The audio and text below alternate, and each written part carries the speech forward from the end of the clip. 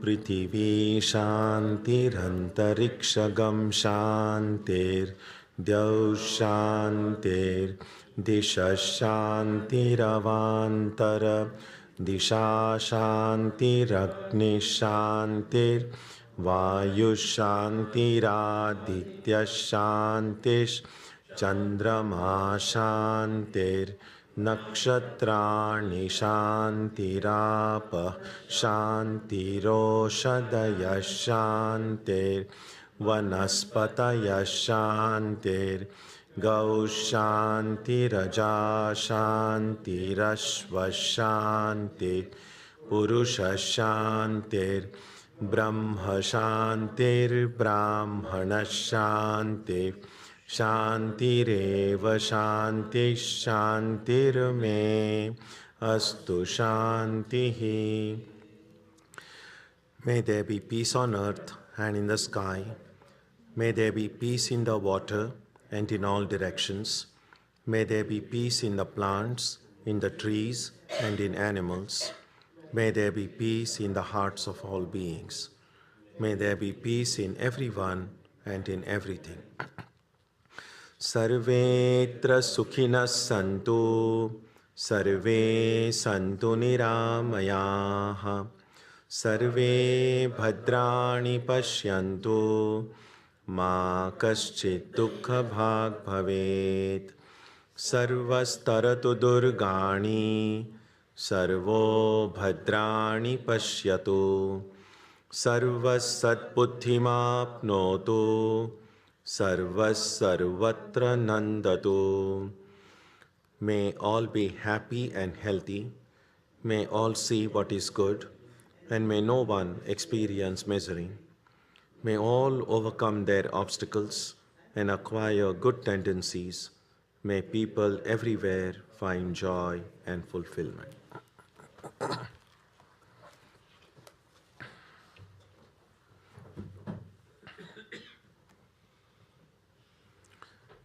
Let us now spend some time touching the center of peace and joy in our hearts.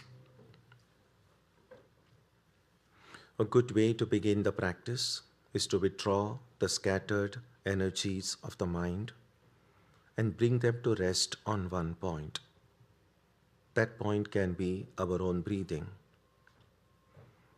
Let us therefore practice breathing with awareness.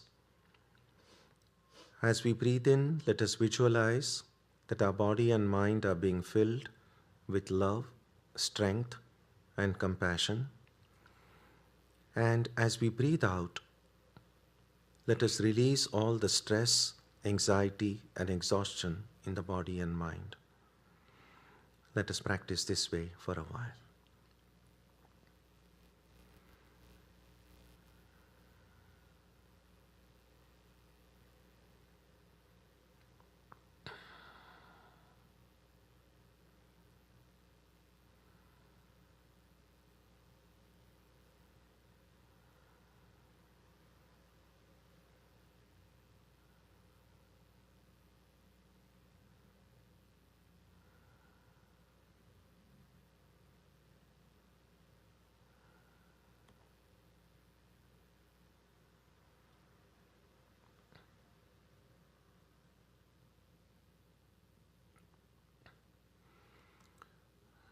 Let us now turn our attention to the region of our heart. Although God is present everywhere and in everyone, the divine presence can be felt most clearly in our own hearts. We can meditate in any way we have been taught. To remain focused, we can take the help of a short mental prayer or a mantra or a divine name. Let us now spend some time dwelling on the presence of God in our hearts.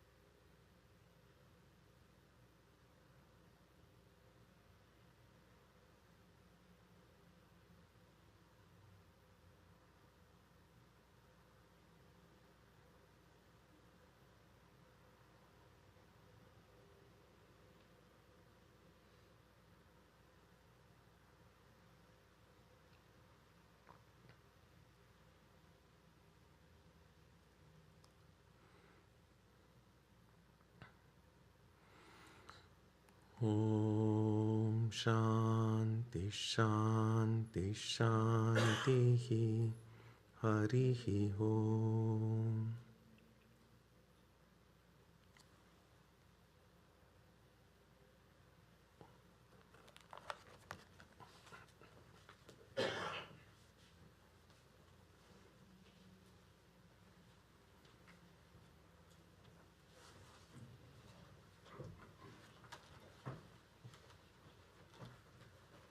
Thou art all that exists on page 31.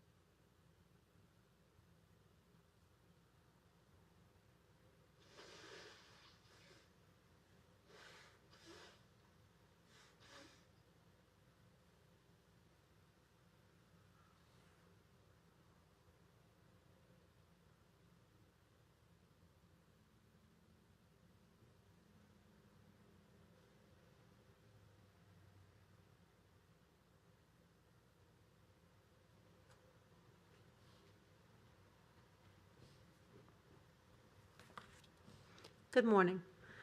Today I'm going to read a selection from a book called The Shaking of the Foundations by Paul Tillich, widely regarded as one of the most influential theologians of the 20th century. Tillich was originally from Germany, but his public speeches and lectures brought him into conflict with the Nazi movement, and he immigrated to America in 1947, where he taught at a number of notable institutions, including Harvard Divinity School. Tillich references the first verses of Psalm 90 from the Bible, so I'm going to read them first. Psalm 90, verses 1 through 6.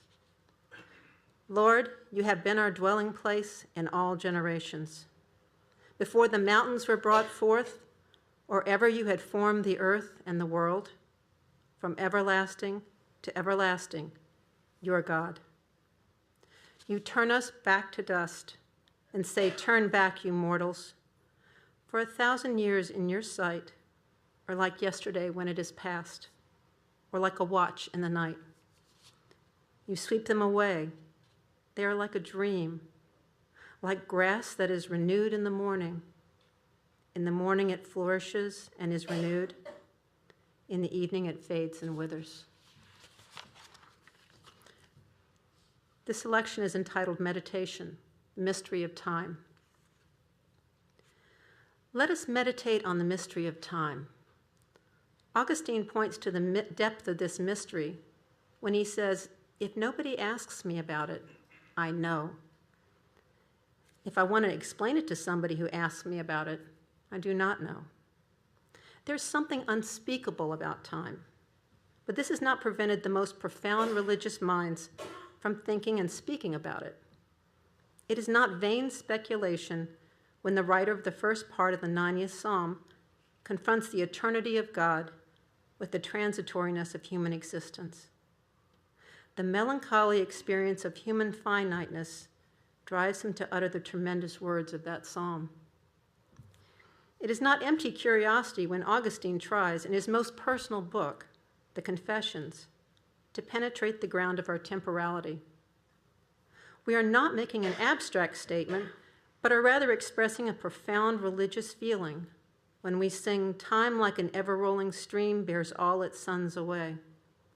It is not mere philosophy, but a tragic feeling of life which impels the earliest Greek philosophers to say that all things must return to their origin, suffering punishment according to the order of time. It is not merely in the interests of systematic theory that the fourth gospel uses again and again the phrase eternal life as the expression of the highest good, which is ever present in Christ. It was a religious event when Meister Eckhart pointed to the eternal now within the flux of time, and when Soren Kierkegaard pointed to the infinite significance of every moment as the now of decision. Time is as inexhaustible as the ground of life itself. Even the greatest minds have discovered only one aspect of it. But everyone, even the most simple mind, apprehends the meaning of time, namely his own temporality. He may not be able to express his knowledge about time, but he is never separated from its mystery. His life, and the life of each of us, is permeated in every moment, in every experience, and in every expression by the mystery of time. Time is our destiny. Time is our hope. Time is our despair. And time is the mirror in which we see eternity. Let me point to three of the many mysteries of time: its power to devour everything within its sphere, its power to receive eternity within itself, and its power to drive toward an ultimate end, a new creation. Mankind has always realized that there is something fearful about the flux of time, a riddle which we cannot solve, and the solution of which we could not stand. We come from a past which is no more. We go into a future which is not yet. Ours is the present. The past is ours only insofar as we have it still present, and the future is ours only insofar as we have it already present. We possess the past by memory and the future by anticipation. but what is the nature of the present itself? If we look at it closely, we must say it is a point without extension, the point in which the future becomes the past. When we say to ourselves, this is the present, the moment has already been swallowed in the past. The present disappears the very instant we try to grasp it. The present cannot be caught. It is always gone. So it seems that we have nothing real, neither the past, nor the future, nor even the present. Therefore, there is a dreaming character about our existence, which the psalmist indicates, and which religious visionaries have described in so many ways. Time, however, could not even give us a place on which to stand if it were not characterized by that second mystery, its power to receive eternity. There is no present in the mere stream of time, but the present is real, as our experience witnesses. And it is real because eternity breaks into time and gives it a real present. We could not even say now if eternity did not elevate that moment above the ever-passing time. Eternity is always present, and its presence is the cause of our having the present at all.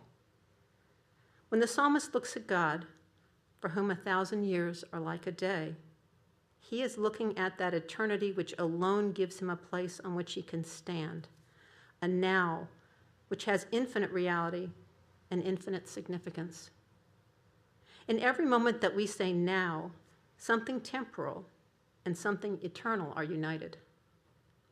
Whenever a human being says, now I am living, now I am really present, resisting the stream which drives the future into the past, eternity is. In each such now, eternity is made manifest. In every real now, eternity is present. Let us think for a moment of the way in which we are living our lives in our period of history. Have we not lost a real present by always being driven forward, by our constant running and our indefatigable activism toward the future? We suppose the future to be better than any present. But there is always another future beyond the next future, again and again without a present, that is to say, without eternity. According to the fourth gospel of the Bible, eternal life is a present gift. He who listens to Christ has eternity already. He is no longer subject to the driving of time.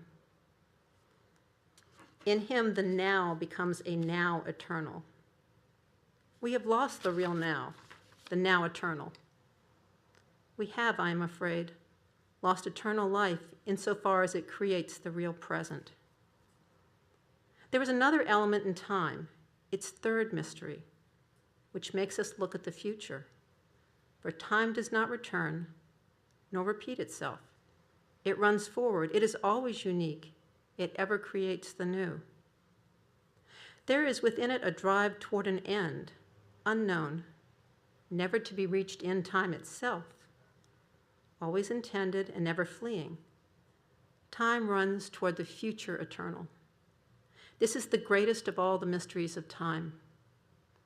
It is the mystery of which the prophets, Christ, and the apostles have spoken.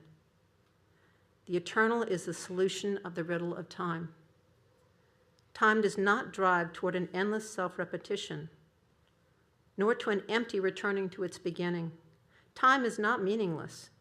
It has a hidden meaning, salvation. It has a hidden goal, the kingdom of God. It brings about a hidden reality, the new creation. The infinite significance of every moment of time is this. In it we decide and are decided about with respect to our eternal future.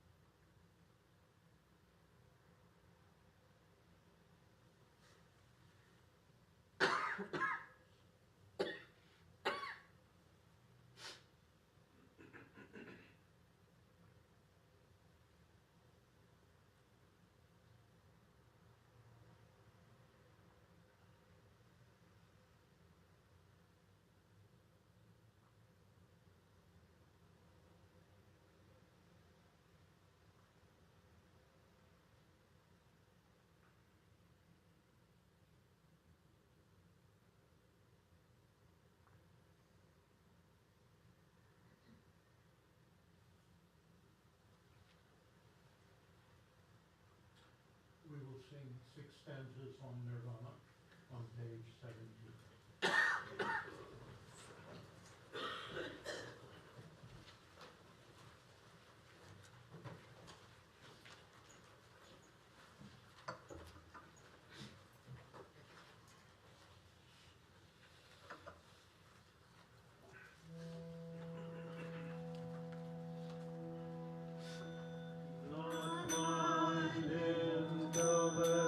Ego nor minds of them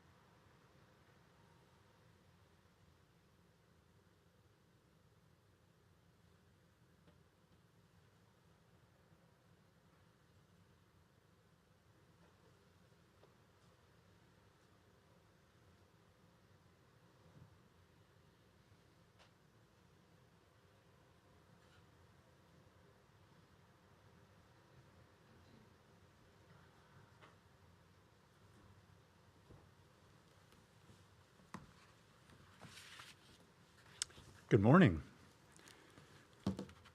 In honor of Sri Ramakrishna's birthday this month, I'm going to read some excerpts from Swami Tyagananda, a direct disciple and the fourth president of the order. These were translated from the original Bengali by Swami Prabhavananda and were published here in March of 1995 in a Vedanta and West edition. I was a mere boy, 14 or 15 years old, when I first met Sri Ramakrishna. It came about this way. One day I was playing a game with another boy in his home when a mutual friend of ours came and asked, "Would you like to meet a Paramahamsa?" "Where is he?" we inquired. "At the Dewan's house nearby." We had no idea what a Paramahamsa was. Anyway, we all went to meet him. As we entered the hall of the Dewan's house, we heard a chorus of melodious voices. We encountered a strange scene. A group of devotees were singing. Sri Ramakrishna was standing in the center, completely oblivious of his surroundings. A disciple was holding him so that he would not fall. His face shone with a heavenly luster, and a smile played over his lips. His eyes seemed to be gazing at something, and he appeared, as it were, immersed in an ocean of bliss. After a while, he sang a song in praise of the Divine Mother. He was still in an ecstatic mood. It seemed to me that he was having a direct vision of the Mother and was singing to her. After the music, Sri Ramakrishna and his companions were led upstairs by the host, and we returned home. Several years passed. I was then about 17 or 18 years old and a student at St. Xavier's College in Calcutta. One day, I went to visit Sri Ramakrishna at Dakshineshwar. It was in the afternoon. Many devotees were seated in his room. I went in, prostrated before him, and then sat quietly in a corner. Seated on the small cot, Sri Ramakrishna was conversing with the devotees. In physical appearance, he was like any other man, but his smile was something divine. When he smiled, a wave of joy played, not merely over his eyes and his face, but over his whole body. And his blissful smile would wipe out the worries and troubles of those who looked at him. His voice was so sweet and melodious that one never tired of hearing it. His eyes were keen and bright, and his look was tender and affectionate.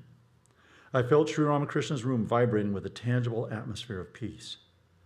The devotees present seemed to be listening in blissful absorption to the words which poured from the Master's lips. I don't recall what he said, but I still remember the transport of delight I experienced then, as if it had been yesterday. For a long time I sat there, beside myself with joy, and my whole attention was concentrated on Sri Ramakrishna.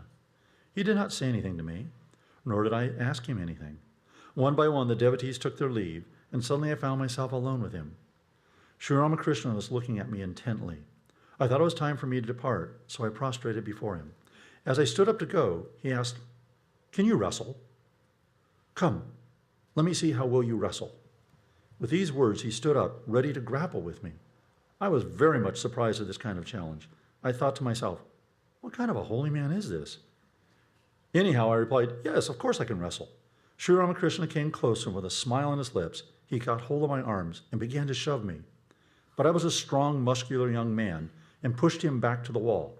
He was still smiling and holding me with a strong grip. Gradually, I felt a sort of electric current coming out of his hands and entering into me. That touch made me completely helpless. I lost all my physical strength. I went into ecstasy, and the hair of my body stood on end. Then Sri Ramakrishna let me go. He said, smiling, "Well, you're the victor." With these words, he sat down in his cot again. I was speechless. Wave after wave of bliss was engulfing my whole being. After a while, Sri Ramakrishna got up from his cot. Patting me gently on the back, he said, "Come here often." Then he offered me some sweets as prasad, and I returned to Calcutta. For days, the spell of the intoxicating joy lingered, and I realized that he had transmitted spiritual power to me. Sri Ramakrishna was forever concerned about our welfare. If any one of his disciples did not visit him for a while, he would ask someone to inquire about him. Once I absented myself for a long time, and so he sent for me. As I entered his room, he asked in a complaining but affectionate tone, "Hello, how are you? What's the matter? Why haven't I seen you for so long?" Truthfully, I replied, "I did not feel like coming." "That's all right," Sri Ramakrishna said smilingly, "but I hope you continue in your practice of meditation." I remarked, "I try to meditate, sir, but I find I can't." The master seemed surprised at my reply and exclaimed, What do you say? You cannot meditate? Surely you can. He remained silent for a few moments. I was looking at him, waiting for him to say something more. Soon I noticed a change come over his face and eyes. He was looking at me intently. After a while, he said, "Come near me." As I approached Sri Ramakrishna, he asked me to put out my tongue and then drew a figure on it with his finger. My whole body began to shake, and I felt an unspeakable bliss within. Then the master said, "Go to the Panchavati and meditate there." Following his advice, I slowly moved toward the Panchavati. I walked with difficulty, intoxicated with joy after that touch from the master. Somehow, I reached the Panchavati and sat for meditation. Then I lost all outward consciousness. When I regained my ordinary state of mind, I saw Sri Ramakrishna seated by me, rubbing my body with his palms. His face shone with a heavenly smile. I was still a little tipsy. He asked me, "Well, how was your meditation?" "It was very good, sir," I replied. Then Sri Ramakrishna said, "From now on, you will always have deep meditations." "Did you have any vision?" he inquired. I reported the experience to the master as faithfully as I could. Then I followed him to his room. I was alone with him. That day, he talked to me for a long time and imparted many spiritual instructions. Unbounded with Sri Ramakrishna's grace, there is none equal to it. He made us his very own by his unparalleled love. Once Sri Ramakrishna gave me a book in English. He asked me to read a certain page and explain to him what is in it, what it said. I read, "Speak the truth, do not covet, gain control over the senses." As I read these sentences, the master expressed great satisfaction. Without saying a word, he gave me to understand that if one observes these three maxims, he can realize God.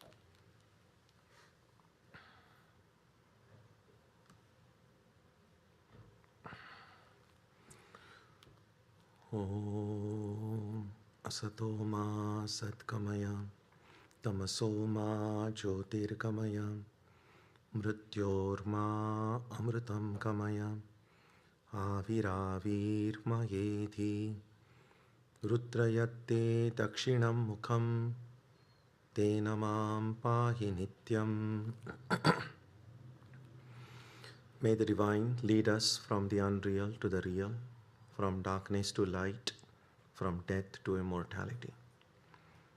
May the Divine Consciousness fill our hearts and protect us.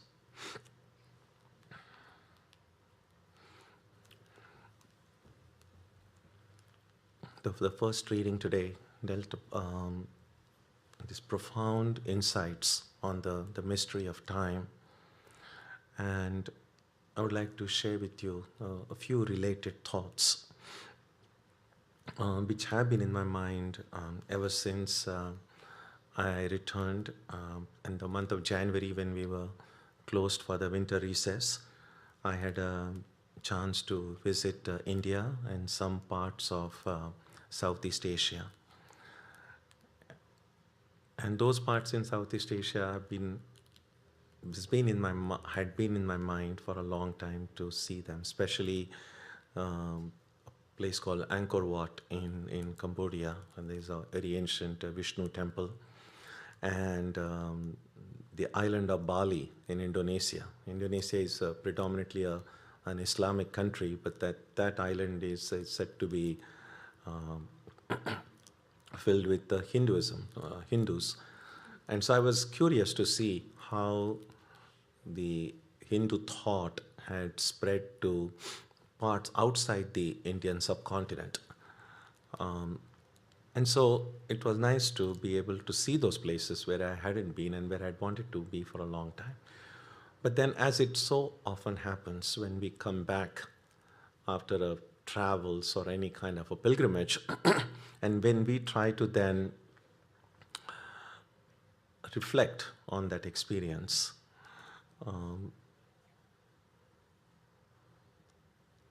what are the kind of thoughts that can come to mind? And that's been on my mind since the last at least 10 or 15 days. And it is this idea about new and old. They're very directly related with time. Whenever we wish to meet someone whom we have not met before, or go to see a place we have not been to before, or do anything new, that's always in the future. And there is a curiosity, there is excitement to come in touch with something which we had not known before or what we wanted to see. But then, the moment you encounter that new, it no longer remains new, right? So when it's a place you have not been to before, you go there, it's new, it's exciting, and then after a day or two, it's still exciting, but then it's already become old. It's already like, okay, I know what this place is. And so that's been on my mind about all through our lives, at different stages in our life, we have had things like, oh, this is something new I want to do, or this is something new person I'm going to meet, and so on, or a new game I'm going to play. And then it becomes old. Then what remains afterwards? Oftentimes what remains are memories. If it has been a very pleasant, wonderful experience, then some wonderful memories remain. If it has been a traumatic experience, then traumatic memories remain. But what remains are the memories. And in addition to the memories, if we have the inclination to look at ourselves as a person, that every experience we have had, new or old, leaves an impression on our mind, and to lesser or greater degree changes us to the extent that impression shapes the way we think, the way we do our work, the way we understand life, it changes us.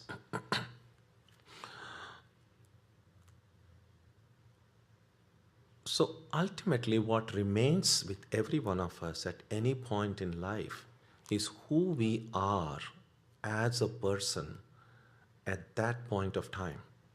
Today, whatever we are the resultant of everything that has happened in our life, all the experiences we have had, and consciously or unconsciously, they have shaped us and made us who we are right now.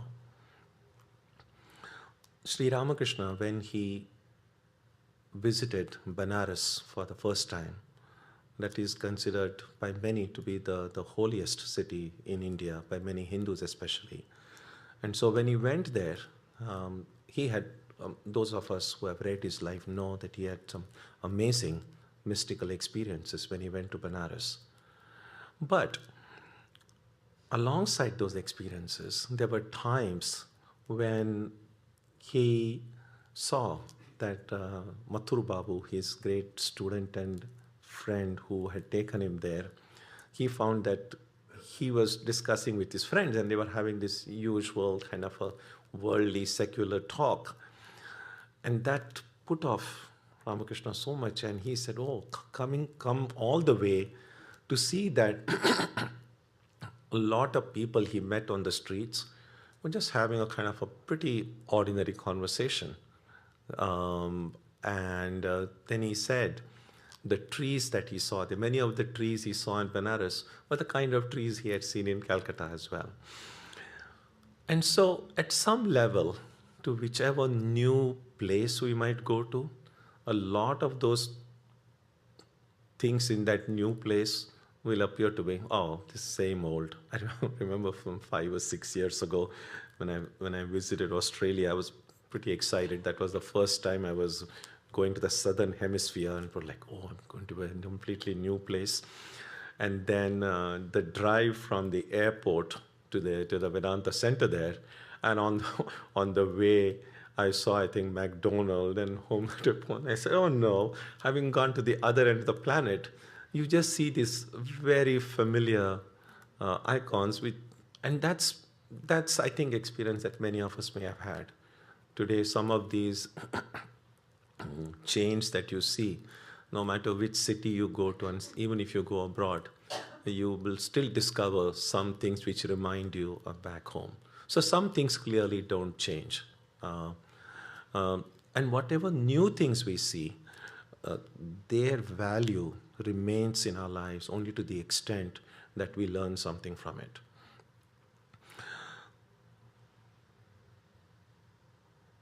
And time is mysterious because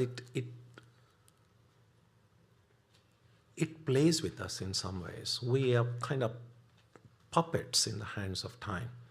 We are puppets because so much of our life is controlled by our notions about future and the notions about past. And our future and our past play a big role in our lives. Especially the younger we are, there is a lot of thought about the future because, well, there seems to be a lot of future ahead of us. And as we grow older, somehow there seems to be a lot more past behind us. And therefore, we find that with age, we then tend to remember the past, the memories of the past, and therefore you'll often find the elderly speaking more about the good old days than about the young. But whether we are thinking about the future, whether we are dreaming about the future or planning for the future, or we are looking at the past with memories of the past or things that happened in the past, we are being played upon by time because the idea about the future and the past is just an idea. As we saw in that first reading, even the present is a constantly shifting ground. This present moment, that moment we are in now, in the very next moment has already become the past.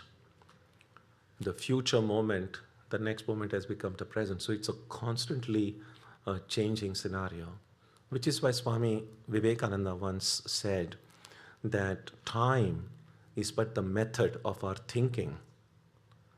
And he said, we are the eternal present tense. So I think this is something worth reflecting on, and we can reflect on it in the days ahead. But what does it mean to be the eternal present tense?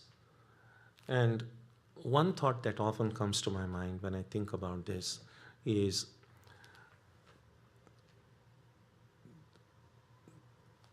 the only truth, the only reality is who we are as a person at this moment. That's all that remains, because otherwise it's just either anxieties about the uncertain future or memories of the past. Both are difficult to grab. They are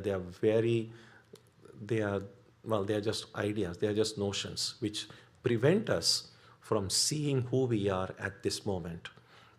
And that is why in the Gita we read Krishna saying, Shraddha mayoyam purusho yo yat shraddha sa eva saha. Shraddha. So who we are at any moment depends on the level of shraddha, especially those of us who see ourselves as spiritual seekers. That what is the extent of my faith? That is what the second part means. Yo yat shraddha sa eva saha. The measure of who I am as a human being is directly related to the measure of my shraddha, the measure of my faith. And faith here doesn't mean kind of a very ambiguous faith in some being. Faith here really means faith in oneself, faith in reality, faith in truth, faith in existence itself. The more we are rooted in this deep core of our being,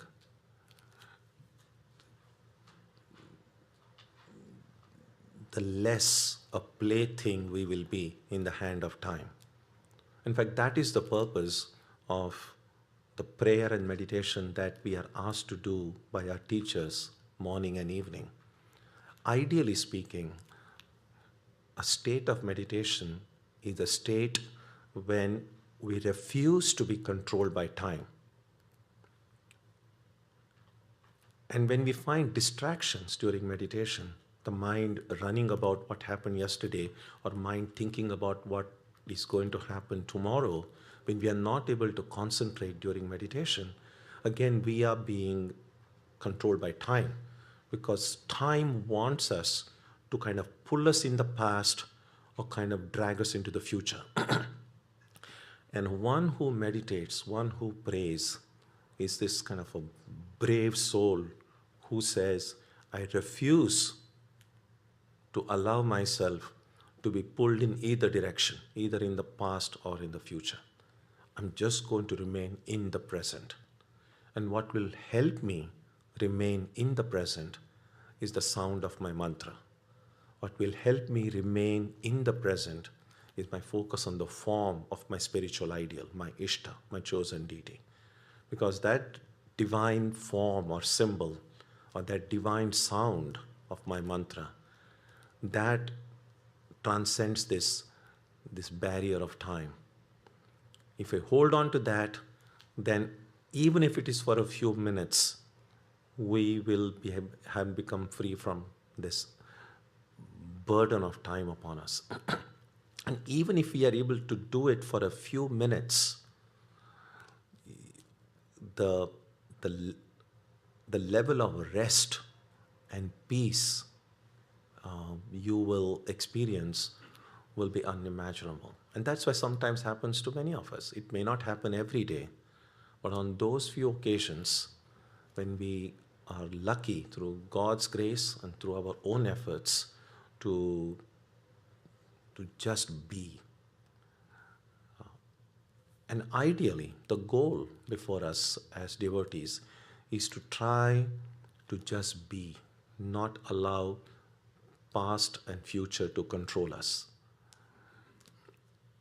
And that is the purpose. We, at least once a month, when we have this Antar Yoga and we have this inspiring readings, which are so uplifting, which make us think, and these inspiring songs, profound, the power of music and the power of not just the words, but also just the whole effect that the music has. So going forward, I would encourage, we have this Antar Yoga once a month, that as we sit here and then we have this gap between every reading and every song. So what do we do during that silence of a couple of minutes we have is, let's try to just go deep within and not think about the past, not think about the future. Just be.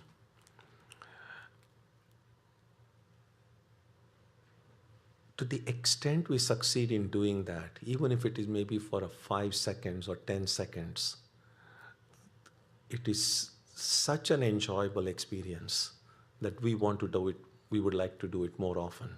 And maybe then we can say, every time I'm inside a place of worship, or every time it's my time to meditate in the morning and evening, I'm going to just be, not allow my mind to go into this thing.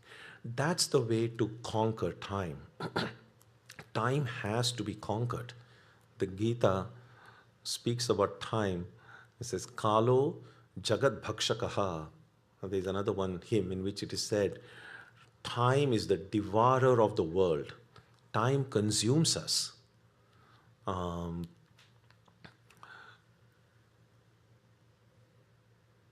so even as we live in time, and in many respects are slaves of time to some extent, because it's already now 11 to 12 was supposed to be our satsang. And so, and I look at the clock and say, oh, I should not now carry on and on and on. That's being slave to time. But that's the problem. So I'm not suggesting that you disregard time. That's not the intention. That even maintaining that discipline with time, we need to find ways of transcending that time. And as devotees, as spiritual seekers, we have that opportunity daily to do so when we do our daily prayer and meditation. So let's look upon these practices as opportunities for us to transcend time. And when we succeed in transcending time fully, then we are already enlightened.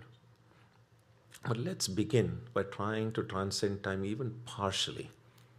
Let's keep on making effort. Even if we don't succeed in it every day, we might succeed in it someday. And then we just need to keep practicing. So there's a lot to think about time, and I would encourage you to reflect on it more and more insights will come to you as a result of your own experience in life. Om Jananim Saratam Devim Ramakrishnam Jagadgurum Padapadme Tayo Shritva Pranamami Muhur Muhu.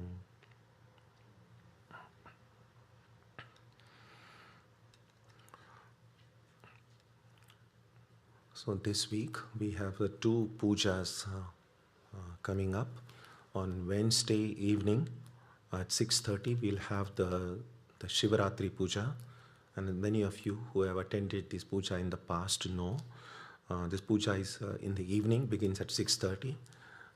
There are 4 watches of this puja. What we do here is an abbreviated version.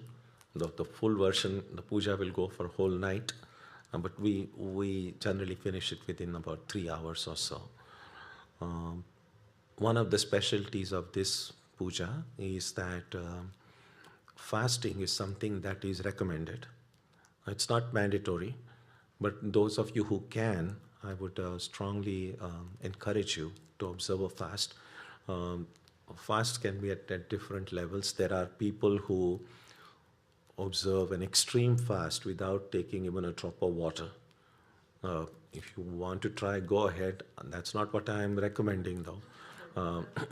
So do it as much as your body can manage. Now, what I do recommend is feel free to take liquids, and if you wish, some fruits are fine. So fruits and liquids, if you wish, you can take. Avoid having your usual breakfast, lunch, and dinner. In the evening, those who observe a fast will have an additional opportunity to make the offerings on the symbol of Shiva. There are 4 different offerings done. And even if for health reasons or whatever reason, if you are not able to fast, you still are most welcome. And even if you don't fast, you will be able to make a flower offering at the end of the worship. So everyone will get a chance to participate, whether or not you observe a fast. So that's on Wednesday evening. That's at 6:30. And on Sunday morning, we'll celebrate Sri Ramakrishna's birthday worship. That will begin at 10:30 in the morning, and that will be as usual. We have there'll be music, there'll be meditation, there'll be flower offering, and then there'll be prasad. So 2 pujas, Wednesday evening, Sunday morning. And because it is 2 pujas, so this week we will not have the Tuesday and Saturday meditation as we make preparations for the puja. So that's the program in the upcoming week. Now, after the prayer, we'll do Sarvamangala. So let's do the prayer on page 3.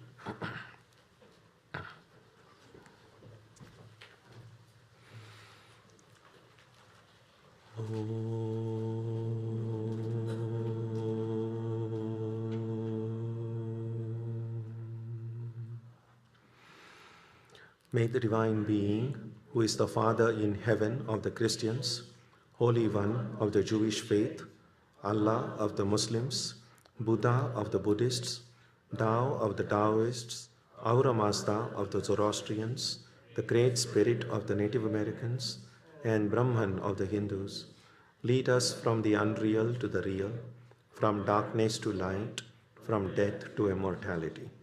May we be granted strength, freedom, and clear understanding.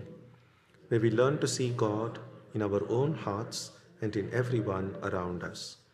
May God bless us all and fill our hearts with gratitude, grace, and love.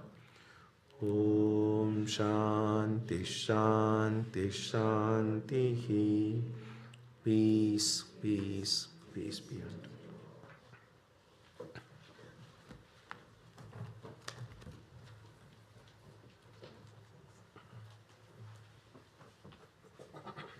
We will sing Sarvamangala.